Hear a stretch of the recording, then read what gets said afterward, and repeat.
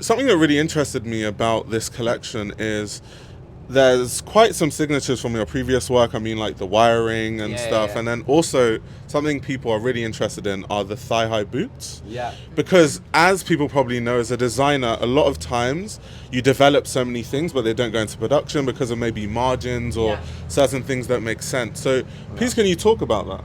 Well, obviously, in the process of me designing this collection, I quit Y Project, which was my brand in Paris that I had for 12 years, and then Y Project closed.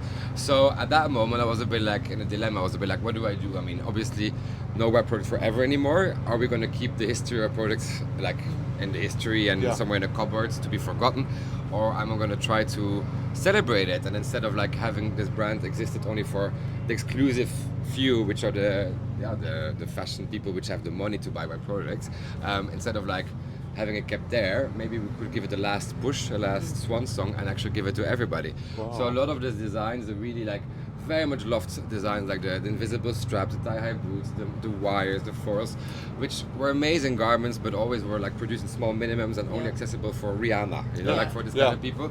I thought that was quite amazing that now everybody can buy them. So I changed the collection quite intensively in that process. I really pushed a lot of Y Products designs in there to make it a bit this kind of celebration of creativity, of 12 years of development, 12 years of design, and voila, and now give it to H&M and to the world.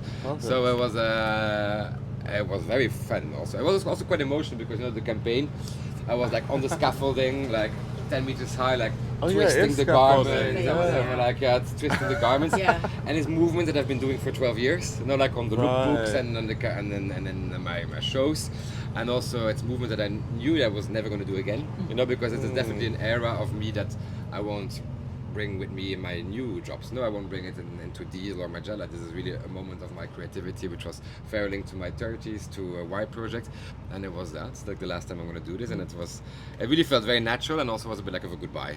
Nice. So.